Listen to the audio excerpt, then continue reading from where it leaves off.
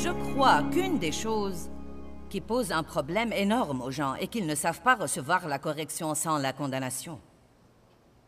Et je veux vraiment focaliser là-dessus, car le seul moyen de grandir... Laissez-moi vous poser une question. Combien d'entre vous ont des enfants? Bon, avez-vous jamais eu à les corriger? Eh bien, vous considérez juste cette partie de grandir. Nous sommes les enfants de Dieu. Et quand nous commençons notre vie avec lui, nous sommes des bébés chrétiens. Et nous devons grandir. Et le moyen dont Dieu nous aide à grandir est en partie la correction, le châtiment. Et la Bible dit très clairement que Dieu corrige seulement ceux qu'il aime. Nous corrigeons nos enfants parce que nous les aimons. Bien des fois, nous aimerions mieux ne pas blaguer avec ça. Qui voudrait punir ses enfants et les garder à la maison alors que ça va vous rendre malheureux? Mais vous faites ça parce que vous les aimez. Nous n'aimons pas priver nos enfants de choses que nous savons qu'ils vont les blesser émotionnellement, mais nous faisons ça parce que nous les aimons. Et Dieu, en fait, nous corrige parce qu'il nous aime vraiment. Mais quand Dieu essaye de nous corriger, si notre réaction à cette correction est la condamnation, nous ne recevrons pas ce que Dieu essaye de faire et nous aurons à tourner autour de cette montagne encore une fois. En fait, une personne mûre spirituellement peut être reconnaissante quand Dieu lui montre quelque chose qui ne va pas dans sa vie ou dans son attitude. Elle sera très prompte à se repentir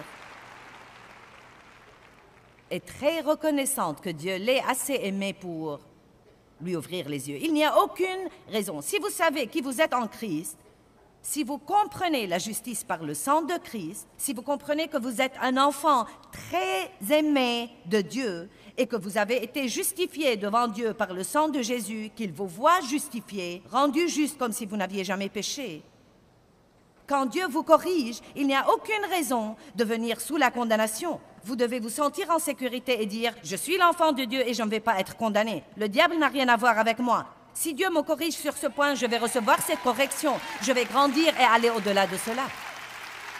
Je ne vais pas avoir une mauvaise attitude à cet égard. » Dans les premières années de ma vie avec Dieu, j'allais à des réunions comme celle-ci. Et à l'époque, nous avions des camps bibliques qui duraient une semaine, 3 ou 4 réunions par jour. Et j'allais et j'assistais à ces réunions. Et mince, alors j'avais besoin de tout ce que j'apprenais. Tout ce qu'on prêchait, j'avais un problème sur ce plan. Si c'était la pensée, la mienne était un gâchis. Si c'était la bouche, la mienne était un gâchis. Si c'était l'égoïsme, c'était moi. Si c'était l'amertume, c'était moi.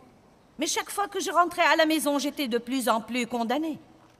Eh bien, ça suffit. Encore une chose que je dois changer maintenant. Encore une chose qui ne va pas chez moi. Tout d'abord, je n'avais pas encore la bonne compréhension que je ne pouvais rien changer, que tout ce que Dieu voulait que je fasse était d'être d'accord avec lui et de dire « Tu as raison, Dieu, j'ai vraiment un problème. Et je suis désolée, et je veux que tu me changes. Pardonne-moi, Dieu, et change-moi. Travaille avec moi, et ne me laisse jamais tranquille jusqu'à ce que je sois ce que tu veux que je sois. »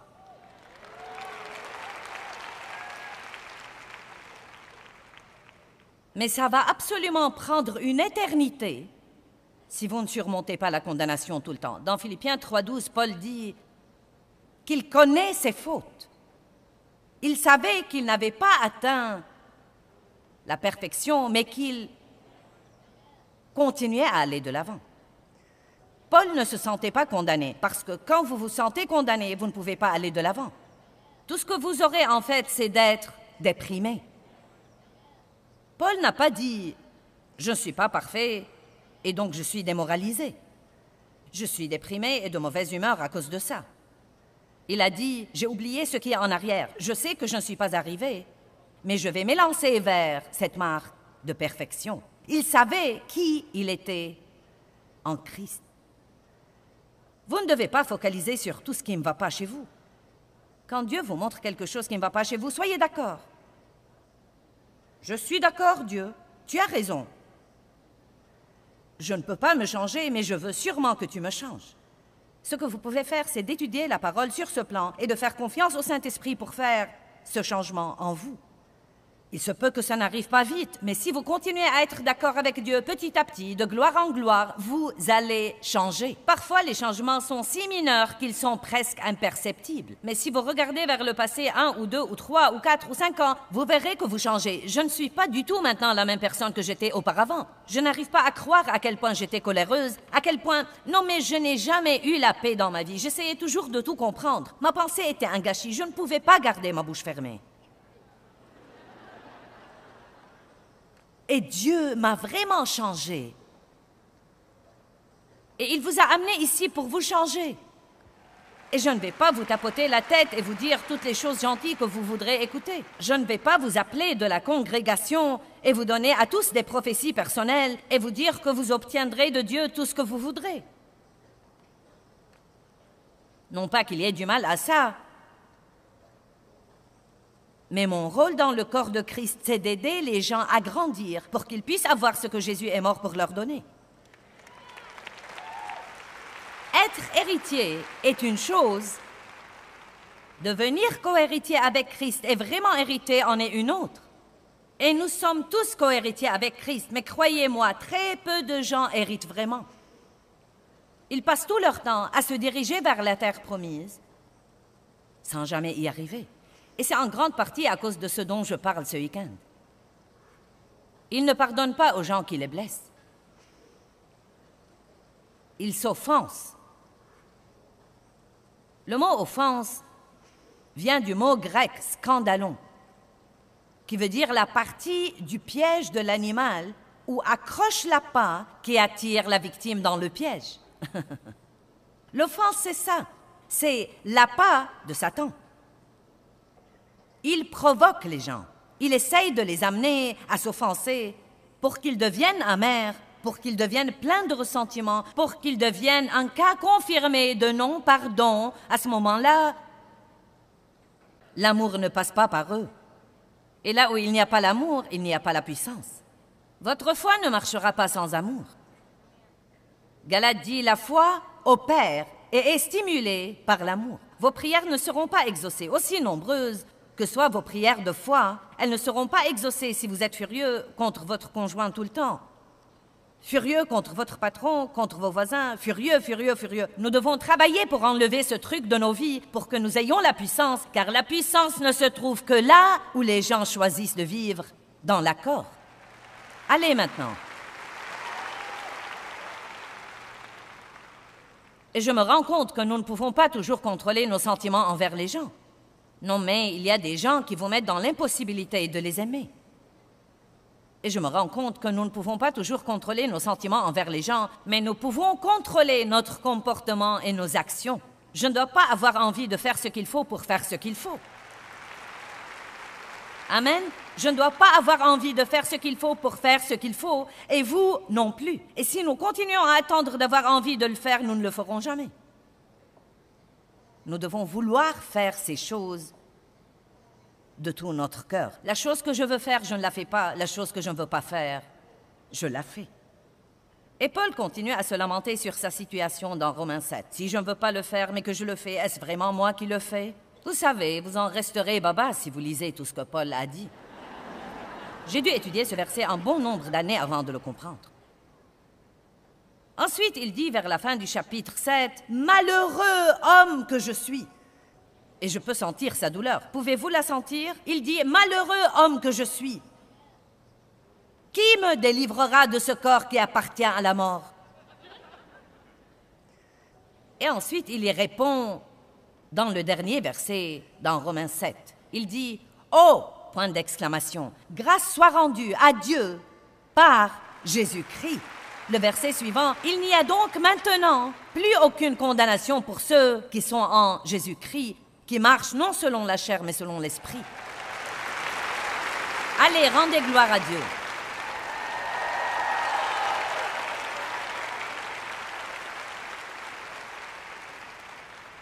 Éphésiens 6 nous enseigne les principes de la guerre spirituelle. Éphésiens 6, 11 à 18. « Revêtez toute l'armure de Dieu, dit-il. » Puis il parle des pièces individuelles de l'armure. Si vous voulez vaincre l'ennemi, si vous voulez éteindre tous ces projectiles enflammés, Mettez la ceinture de la vérité.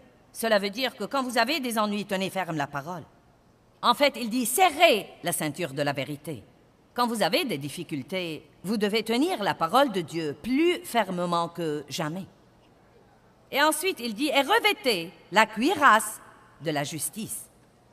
Mais voici ce que la Bible vivante dit. Elle dit revêtez la cuirasse de l'approbation de Dieu. J'aime ça. Ne vous sentez pas condamné et ne pensez pas à tout ce qui ne va pas chez vous tout le temps. C'est un gros problème. Dieu s'occupe de vous là-dessus, mais il vous apprécie. Il n'apprécie pas tout ce que vous faites, mais il vous apprécie vraiment. Vous devez séparer qui vous êtes de ce que vous faites. Quoi que vous fassiez, vous êtes toujours les enfants de Dieu. Il vous aime. Et vous savez, vos enfants sont vos enfants. Vous pouvez pester contre eux, mais gare à ceux qui osent faire une remarque à leur sujet. Et la vérité est que le diable n'a rien à voir avec vous. Et quand il essaye de vous condamner sur votre comportement, vous devez lui dire « Diable, Dieu savait tout sur moi avant que je ne me sois jamais montré sur terre. Il m'aime vraiment. Il m'a accepté quand j'étais encore pécheur et il a envoyé son Fils unique pour mourir pour moi. Maintenant, fiche le camp car tu n'as rien à voir avec moi. Moi, j'appartiens à Dieu. » Vous devez répondre au diable. Ne restez pas assis à ne rien faire et à dire « Je suis nul, nul. Oui, nul. C'est ça, je suis un gâchis, oui, oui, oui. C'est comme ça que je vais à l'église, c'est comme ça que je vais à l'église, tous les dimanches matins. C'est comme ça que je rentre chez moi, c'est comme ça que je rentre chez moi. » Non, nous ne vivrons plus comme ça désormais. Nous sommes la justice de Dieu en Jésus-Christ, mise à part et sanctifiée par le sang de l'agneau. Dieu n'est pas vraiment surpris par vos faiblesses. Vous l'êtes peut-être, mais pas lui. Nous nous demandons parfois, comment est-ce que Dieu pourrait m'utiliser? Paix avec Dieu. Paix avec vous-même. Si vous ne pouvez pas vous entendre avec vous, vous ne vous entendrez avec personne d'autre. Je n'avais personne pour me dire ce que je vous dis. J'ai dû l'apprendre à mes dépens. J'ai lutté pendant des années et des années et des années en essayant d'aimer les autres et de m'entendre avec eux. Non mais, j'étais malheureuse, j'aimais Dieu et je voulais être gentille. Je voulais marcher dans le fruit de l'esprit, je voulais être une personne aimante. Et en fait, je ne l'étais vraiment pas. Et il y a beaucoup de chrétiens qui ne sont pas très gentils. Et j'étais une d'eux. Mais j'ai découvert la vraie raison de mon problème. Je ne pouvais aimer personne d'autre parce que je ne m'aimais vraiment pas. En fait, nous avons tous des choses chez nous que nous n'aimons pas, mais nous pouvons nous aimer nous-mêmes. Nous aimer comme Dieu nous a créés pour être. Maintenant, le seul moyen de pouvoir nous entendre avec les autres... Maintenant, écoutez-moi. Le seul moyen de pouvoir nous entendre avec les autres, c'est de donner à chaque individu le droit d'être qui il est, et c'est d'être différent de vous.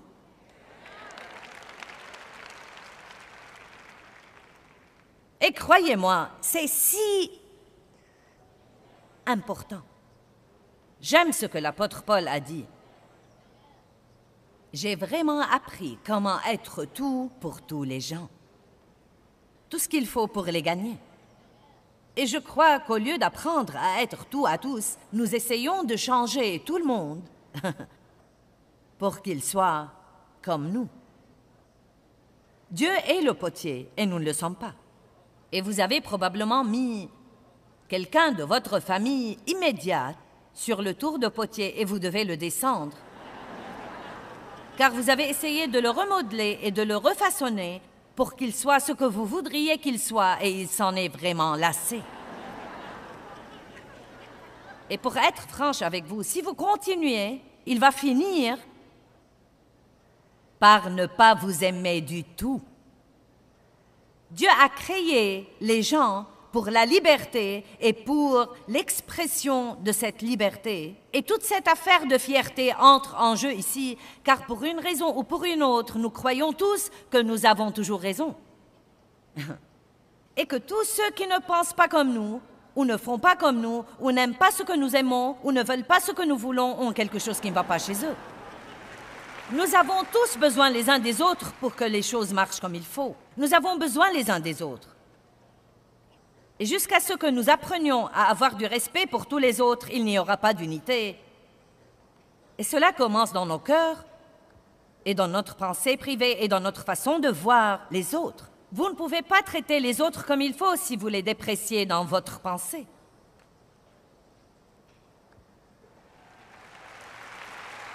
Il ne s'agit pas de contrôler votre comportement. Vous devez commencer par contrôler vos pensées. Que pensez-vous des autres?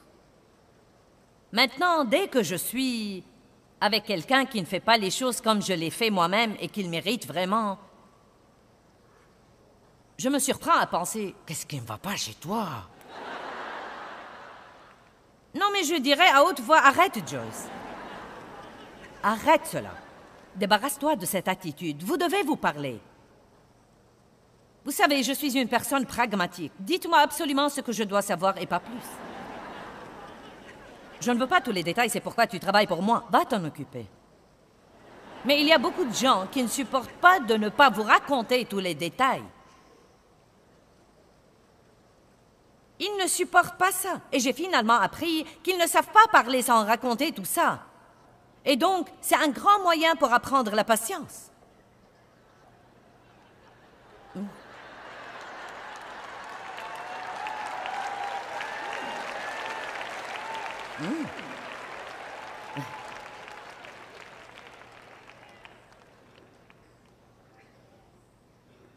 Mince alors.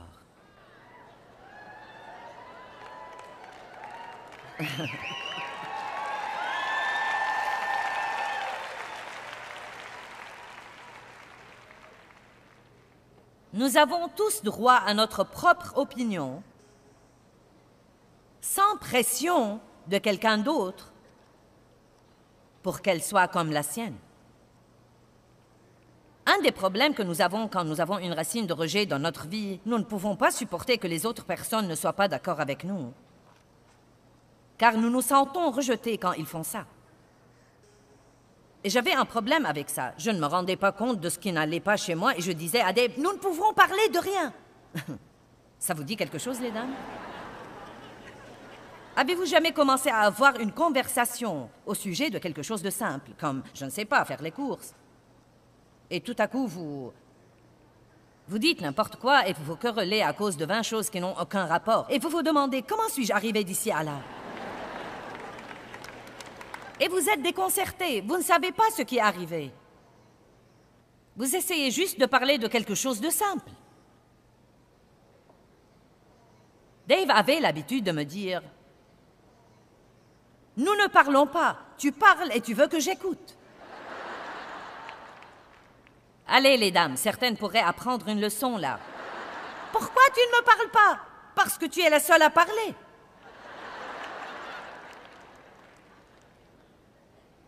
Bon, eh bien, passons à autre chose.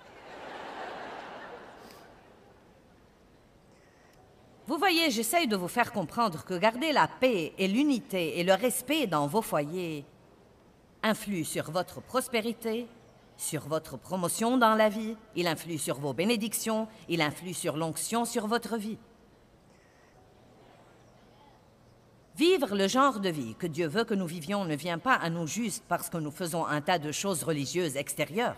Il vient parce que nous les mettons en pratique dans nos vies de tous les jours, à la maison derrière les portes fermées. Nous les mettons en pratique au marché, à l'épicerie, dans notre lieu de travail et dans nos écoles. Si le seul endroit où nous allons bien nous comporter est l'Église,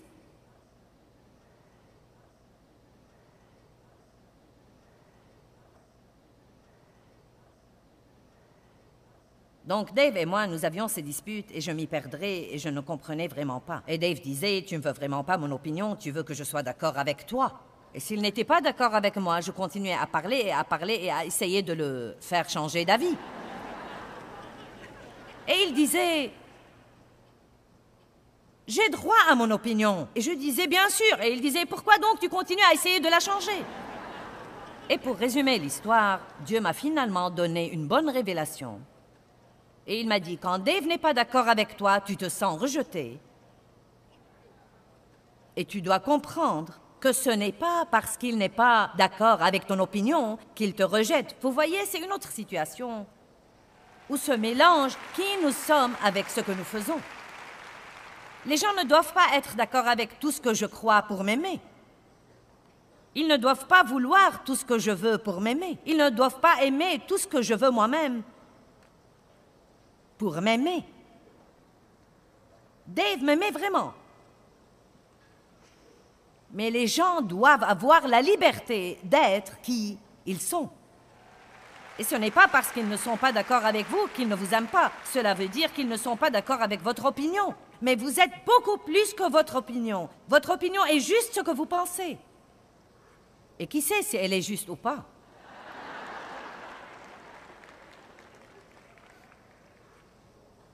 Est-ce que quelqu'un me comprend?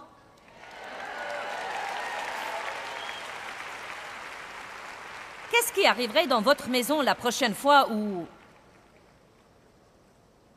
disons, votre mari ou votre femme ne sont pas d'accord avec vous sur quelque chose et au lieu de provoquer une bagarre, vous dites « Je respecte ça, tu as droit à ton opinion ».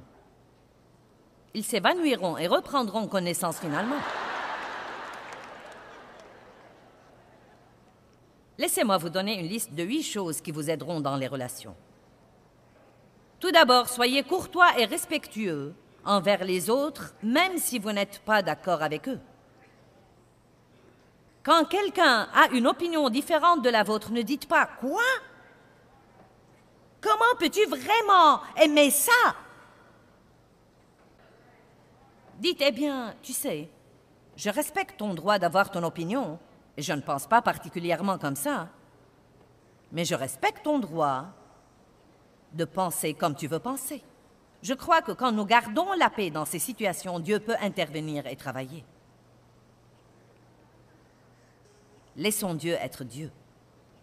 Numéro 2, écoutez sans préjugés. Si quelqu'un a une opinion différente de la vôtre, ne coupez pas les ponts. Et ne refusez pas obstinément d'avoir l'esprit ouvert, même pour considérer qu'il se peut qu'il ait raison et qu'il se peut que vous ayez tort. C'est douloureux, mais utile. Soyez prêts à prier au sujet de ce qu'il a dit. La Bible dit que la sagesse est prête à céder à la raison. Soyez prêts à prier au sujet de ce qu'il a dit. Numéro 4. Ne soyez pas susceptibles et facilement offensés. Ne soyez pas le genre de personne qui manque tellement d'assurance que si vous ne recevez pas 50 compliments par jour, vous vous effondrez. Numéro 5. Cherchez un point sur lequel vous pouvez être d'accord plutôt que de vous disputer sur les points où vous n'êtes pas d'accord. Vous pouvez sauver un mariage en difficulté si vous trouvez 1 ou 2 ou 3 choses pour commencer à complimenter cette personne au lieu de 12 choses pour murmurer et ronchonner. Eh bien, Dieu soit béni, personne ne me complimente. Eh bien, commencez vous-même. Cherchez les bonnes choses chez les autres. Cherchez-les, la chair ne va pas les remarquer. Vous devez le faire exprès spirituellement. Ne trouvez pas tout ce qui ne va pas avec votre travail. Soyez reconnaissant d'avoir un travail et si vous ne l'aimez pas tant que ça, fermez la bouche et trouvez un autre. Mais ne causez pas de problème pendant que vous êtes là. Numéro 6. Faites très attention au ton de votre voix et à votre langage corporel aussi bien qu'aux paroles mal choisies. Maintenant, j'avais un problème avec le ton de ma voix. Mon père était un homme très sévère et dur. Il était vraiment rude. Et tout ce qu'il disait était rude. Tout ce qu'il disait était rude et dur et grossier. Et malheureusement, vu que j'ai grandi dans cette atmosphère pendant beaucoup de mes années formatrices, ça s'est vraiment reflété sur moi. Et j'ai prié et j'ai imploré pour la douceur et la bonté et la tendresse. Et c'est quelque chose que je dois poursuivre dans ma vie car je suis vraiment une personne très...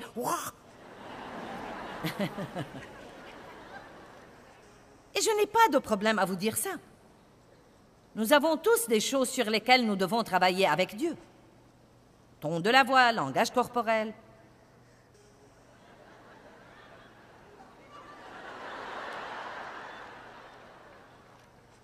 Vous n'avez pas horreur quand vous essayez de corriger un adolescent et... Il a l'air d'être sur le point d'avoir une défaillance cérébrale.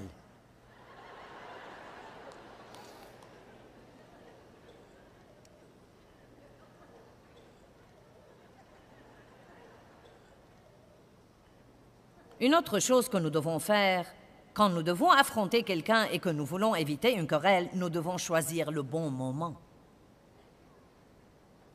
N'essayez pas d'affronter un problème avec quelqu'un quand il est vraiment fatigué et qu'il est à moitié malade et qu'il a passé une mauvaise journée au bureau. Priez et demandez à Dieu de vous montrer le bon moment et ne plongez pas dans des situations sans prier d'abord si vous savez déjà qu'elles vont être un peu épineuses. C'est comme ça que vous éloignez les dissensions de votre vie. Priez et choisissez le bon moment. Demandez à Dieu de vous oindre et d'ouvrir la porte. Et finalement, si vous voulez vous entendre avec les autres, vous devez surmonter l'égoïsme. Car il ne s'agit pas de moi, il ne s'agit pas de vous. Cela nous concerne collectivement à tous. Dieu nous aime à tous de la même manière. La puissance de l'accord est une merveilleuse chose. Vous savez, un des meilleurs moyens de grandir dans la maturité spirituelle, c'est de chercher les moyens de s'accorder plutôt que de se disputer. Là où il y a l'unité, il y a la puissance et les bénédictions. Et nous ne devons laisser passer aucune des bonnes choses que Dieu a pour nous, juste pour nous disputer ou se quereller avec quelqu'un. Nous devons apprendre à vivre sans conflit.